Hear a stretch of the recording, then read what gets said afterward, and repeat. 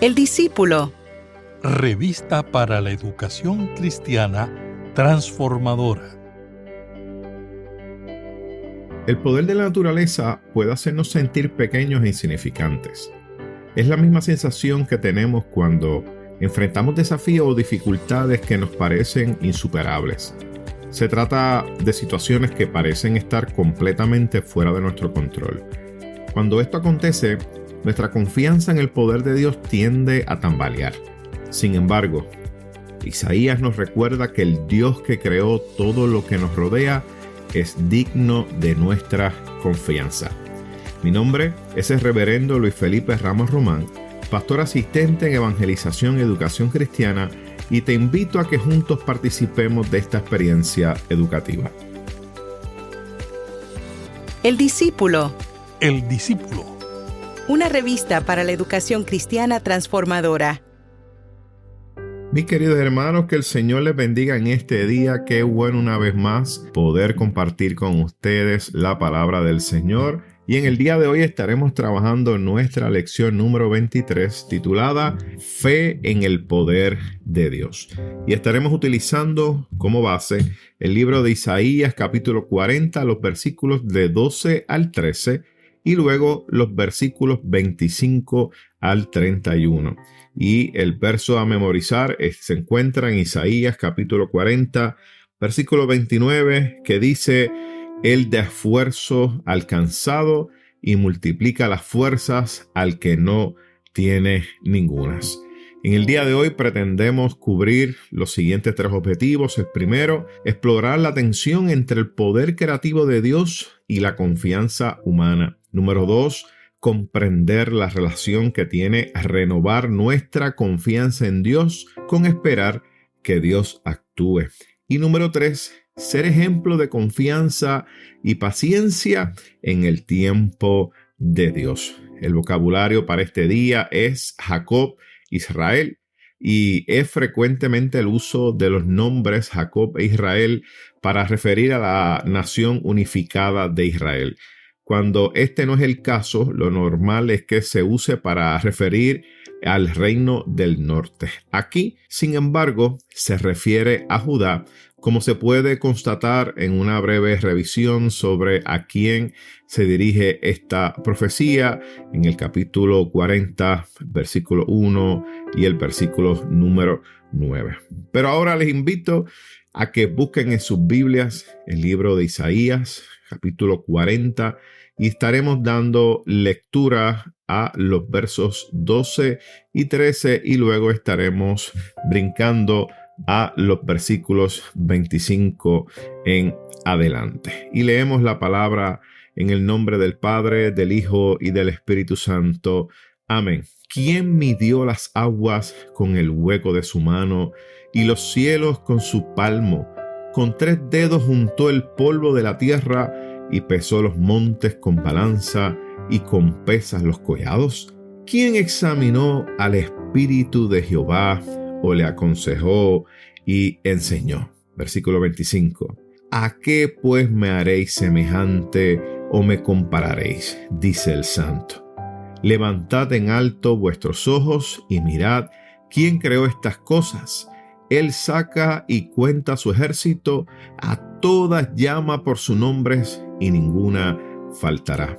Tal es la grandeza de su fuerza y el poder de su dominio. ¿Por qué dices Jacob y hablas tú Israel? Mi camino está escondido de Jehová y de mi Dios pasó mi juicio. ¿No has sabido, no has oído que el Dios eterno es Jehová, el cual creó los confines de la tierra? No desfallece ni se fatiga con cansancio, y su entendimiento no hay quien lo alcance. Él da esfuerzo al cansado y multiplica las fuerzas al que no tiene ningunas. Los muchachos se fatigan y se cansan, los jóvenes flaquean y caen, mas los que esperan en Jehová tendrán nuevas fuerzas, levantarán alas como las águilas, correrán y no se cansarán, caminarán y no se fatigarán. ¿Qué les parece si tenemos una palabra de oración en esta hermosa mañana. Buen Dios y Padre nuestro, te alabamos y te bendecimos y te pedimos en esta hermosa oportunidad que nos bendigas a través de tu palabra. Gracias porque la misma ha sido leída y sabemos, Señor, oh Dios, que tú ministrarás al corazón de cada uno de mis hermanos y hermanas que nos escuchan a través de estos medios. Glorifícate en este día. Bendice a mis hermanos y mis hermanas y permite que esta palabra sea, Señor, oh Dios mío, como una semilla que crezca en sus corazones para que dé fruto y dé fruto en abundancia. Te lo pedimos todo en el nombre de tu Hijo amado Jesucristo. Amén, amén y amén. Bueno, mis queridos hermanos, en el día de hoy estaremos trabajando el libro de Isaías. Y como muy bien mencionamos, el día de hoy hablaremos acerca de la fe en el poder de Dios. Y el texto que estamos utilizando es el capítulo 40 del libro de Isaías. Y quisiera poder, a manera de introducción, hablar un poquito acerca del libro de Isaías porque esto nos va a ayudar a comprender un poco mejor el contexto en el cual se escribe este capítulo 40. Una de las primeras cosas que nosotros tenemos que aprender acerca del libro de Isaías es que es el libro más extenso de los libros proféticos del Antiguo Testamento, porque este libro de Isaías se compone, mis queridos hermanos, de 66 capítulos, ¿sí? 66 capítulos tiene el libro de Isaías. Sin embargo, estos 66 capítulos, cuando se escriben, reflejan 3 periodos y 3 contextos socioculturales diferentes dentro de la historia de Israel. Si lo queremos ver así, piense que estos 66 capítulos están divididos en 3 partes y cada parte refleja un momento histórico del pueblo de Israel con su contexto sociocultural. Por ejemplo, los capítulos 1 al 39 se le conoce como esa primera parte del libro de Isaías. Y estos capítulos 1 al 39 se le atribuyen al profeta Isaías dentro del siglo 8 a.C. Y sus profecías, las que usted encuentra en ese capítulo 1 al 39, cuando usted lee esos primeros 39 capítulos, se dan cuenta que las profecías están siendo dirigidas principalmente al liderato del pueblo de Israel, principalmente a los reyes, a las figuras de alto rango, pero de igual manera a los círculos religiosos sacerdotales. Esos primeros 39 capítulos, usted va a ver que el llamado de Isaías es proclamar un mensaje de juicio a la nación. Sin embargo, Dios, en medio de ese mensaje de juicio que le da al pueblo a través del profeta, el profeta también habla en el nombre de Dios y Dios promete esperanza a aquellos que permanecen fieles. En otras palabras, sí, van a pasar por un tiempo difícil, pero aquellos que permanezcan fieles al Señor, hay esperanza para ellos. Y fíjense, el profeta en estos primeros 39 capítulos, o en esta primera parte del libro de Isaías, denuncia bien marcadamente lo que era la hipocresía en el culto y la falta de honestidad y justicia para aquellos que tenían mucha necesidad, entre ellos los pobres. Un ejemplo que usted puede anotar por ahí, después usted lo lee con calma o lo trabaja en la lección bíblica si es maestro, está en el libro de Isaías, capítulo 1, los versículos 3 al 17. Cuando usted tenga la oportunidad lo lee y si es maestro, mire, mencione y lea esta porción. Dice así: ayuden al oprimido, hagan justicia al huérfano, defiendan los derechos de la viuda. Así que vemos que el profeta denuncia esa hipocresía que había en el culto. Entonces el profeta les deja saber que había una falta de honestidad de aquellos que trabajaban, miren, en esos círculos religiosos sacerdotales y estaban descuidando ciertamente aquellos que tenían mucha necesidad. Y por esa razón venía el juicio del Señor. Ahora, vamos a la segunda parte. La segunda parte del libro de Isaías se le conoce como el Deutero Isaías o el segundo Isaías. Y esta segunda parte del libro de Isaías comprende los capítulos 40 al 55. Así que cuando usted comienza a leer el capítulo 40 en adelante al 55, va a notar que los temas cambian. La manera que se está escribiendo y se le escriba al pueblo es distinto. Esto se debe, algunos teólogos piensan que esta segunda parte se le atribuye, ¿verdad?, a aquellos discípulos de Isaías que le dieron continuidad a el trabajo que hizo el profeta Isaías. Se habla también de una escuela o la escuela de profetas de Isaías. Eran discípulos de Isaías o seguidores, ¿verdad?, del profeta que vivieron durante el exilio babilónico. Así que esta segunda parte del libro, los teólogos piensan, y una de las teorías que se presentan, que estos capítulos 40 al 55 es aquel grupo de discípulos de Isaías que vivió durante el periodo completo del exilio de Israel en Babilonia. Y todos sabemos, ¿verdad?, que ese periodo se extendió aproximadamente unos 75 años. Así que se entiende que estos discípulos fueron los que trabajaron, estos discípulos de Isaías fueron los que trabajaron estos capítulos 40 al 55. Ahora, vamos a profundizar un poco más en estos capítulos, que es lo que corresponde a nuestra clase en el día de hoy.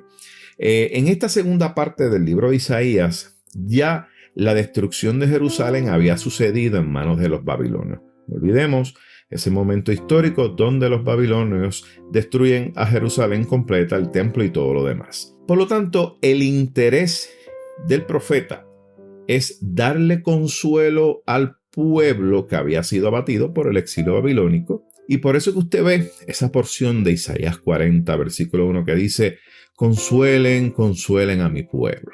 Y eso está ahí presente. Sin embargo, profeta, ¿verdad?, esta escuela de profetas, el exilio, ellos estaban muy claros que el exilio estaba a punto de terminar. Y me encanta mucho esto porque vemos que se reinterpreta las profecías a la luz de los cambios políticos y sociales que se estaban dando en esa época. Por ejemplo, todos sabemos que el instrumento de salvación de Dios sería el rey persa que se conoce como Ciro. Y por eso que usted ve que en Isaías 45, los versículos del 1 al 4, y después usted lo anota y lo lee, dice de la siguiente manera: el Señor consagró a Ciro como rey y lo tomó de la mano para que dominara las naciones y desarmara a los reyes.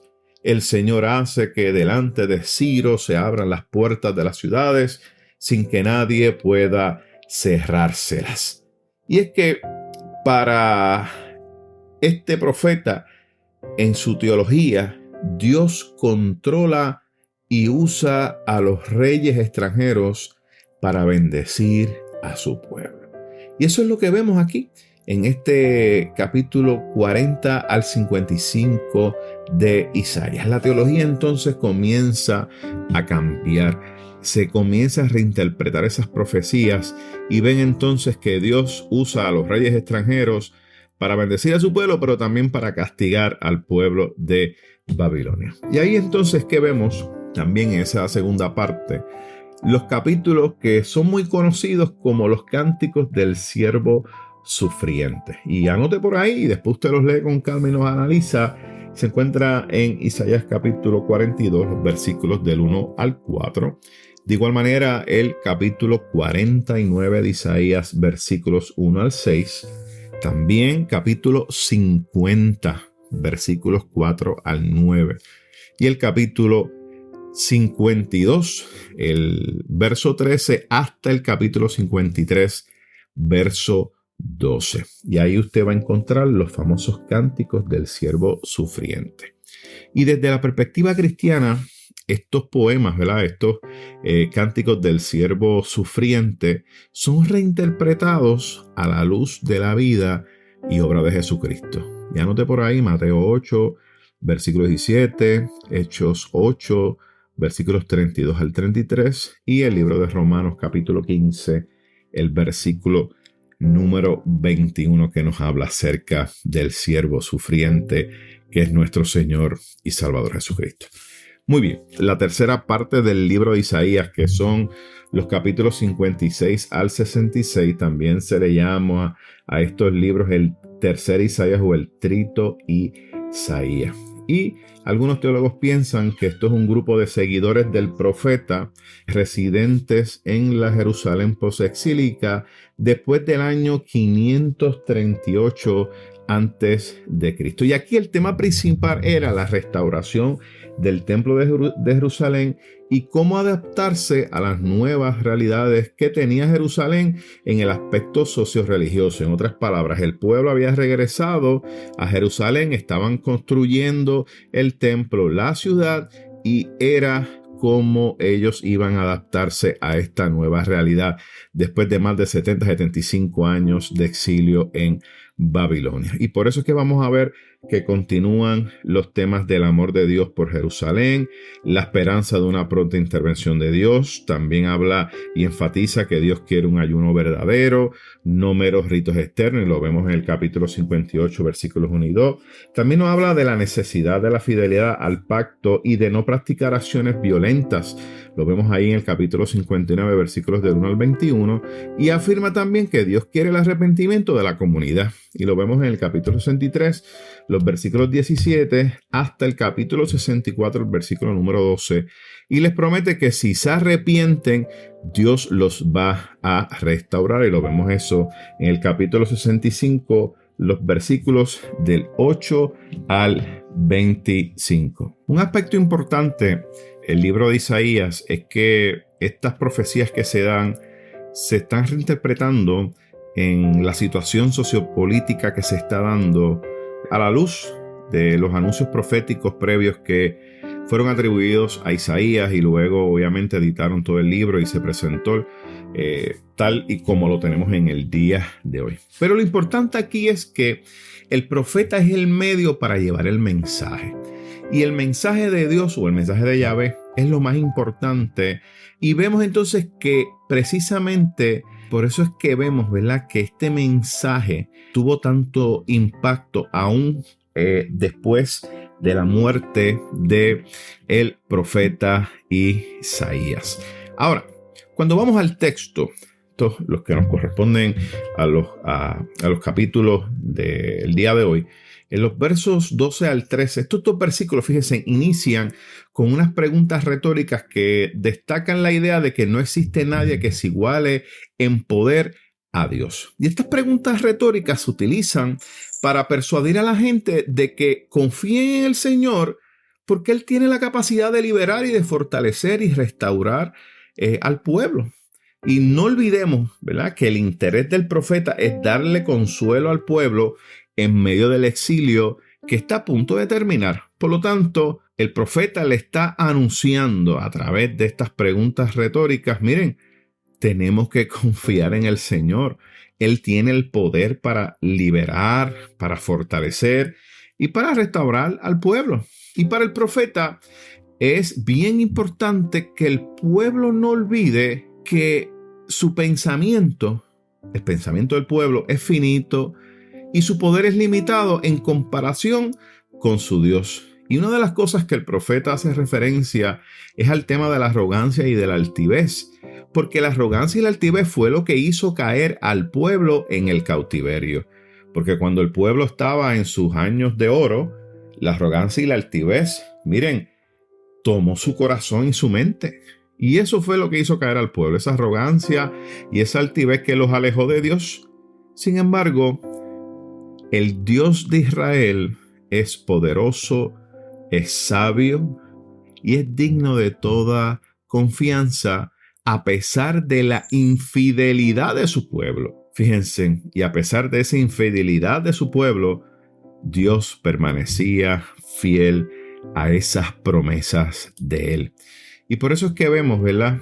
En el texto, mientras usted va leyendo, va afirmando, ¿verdad? Que a pesar de que el pueblo en algún momento le dio la espalda, la promesa del Señor permanecía y por tanto la invitación era que confiaran en el Dios Todopoderoso. Fíjense, cuando usted comienza a leer esos versículos después, 25 al 26, ves que Dios hace mención de la creación. Y me encanta mucho porque utiliza la misma creación para su propia gloria. Y fíjense, lo hace porque los babilonios adoraban a los astros, a las estrellas, al sol, a la luna. Ellos creían en la astrología. De hecho, ellos pensaban, ¿verdad?, que el sol era el Dios de ellos, ¿no? Sin embargo, el Dios de Israel, que es incomparable en su poder, en sabiduría, en grandeza, en soberanía y autoridad, ese Dios que es digno de adoración, miren, el que había creado al sol, a la luna, el que controlaba al sol, a la luna, a las estrellas. Y mira, mis queridos hermanos, esto es sumamente importante, porque a través de esto, lo que le está dejando saber el profeta al pueblo es que el Dios de Jehová es más grande que el Dios de los babilonios. Ahora, otro dato importante de este aspecto de la creación de Dios, de las estrellas, el sol y todo, es que el texto nos dice que Él llama a las estrellas a cada una por su nombre y ninguna faltará. Imagínense, ¿cuánto más Dios hará por alguien de su pueblo? ¿Usted cree que Dios no se acuerda de usted y no se acuerda de su nombre y sabe quién es usted? Dios conoce a cada uno de nosotros. Me encanta mucho esto porque en los momentos difíciles de la vida a veces pensamos que Dios se olvida de nosotros y la realidad es que Dios no se olvida. Y es necesario que nosotros, en medio de los momentos difíciles, en medio de los momentos más tristes que podamos tener, nos amarremos a las promesas del Señor.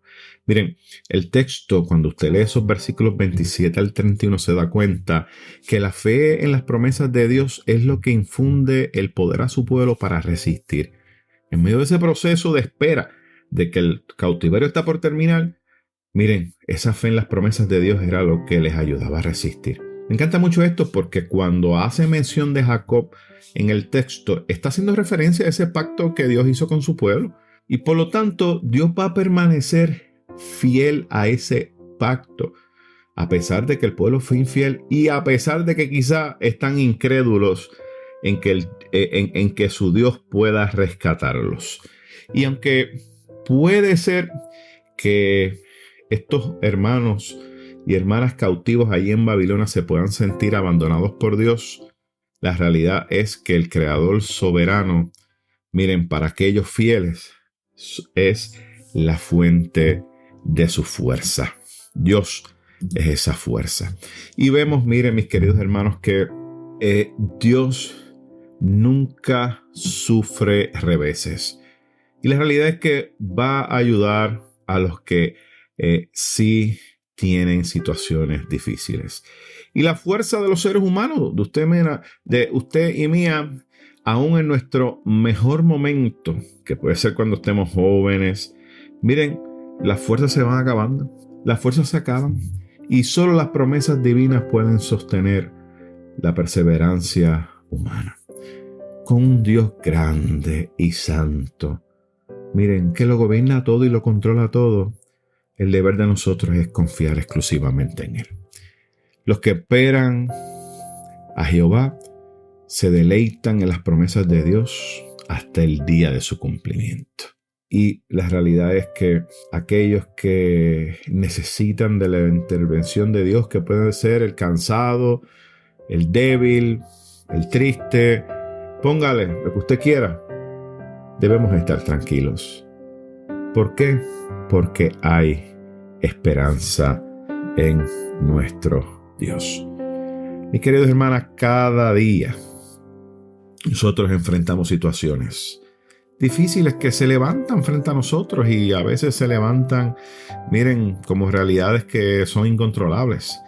Y en medio, ¿verdad?, de esas situaciones a veces nos sentimos tan pequeños Y a veces puede ser que perdamos nuestra confianza en Dios y que quizá tambaleemos un poco, ¿verdad? Porque la situación es difícil. Miren, en ese momento no olvidemos que Dios tiene el poder para hacer grandes cosas. Y ese poder de ese Dios que creó el cielo y la tierra, y así como lo describe el libro de Isaías, mire, tiene poder para ayudarnos. Dios solamente nos pide que confiemos en Él, porque Él hará. Así que en este día la invitación es a que confiemos en nuestro Dios. ¿Qué les parece si tenemos una palabra de oración? Señor y Dios incomparable, no nos queda más que reconocer lo incomprensible de tu grandeza. Gracias por darnos la posibilidad de ser tus hijos e hijas.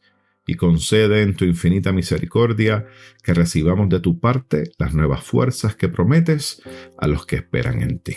En el nombre de Jesús hemos orado. Amén, amén y amén. Mis queridos hermanos, que el Señor les bendiga y esperamos así estar con ustedes la próxima semana.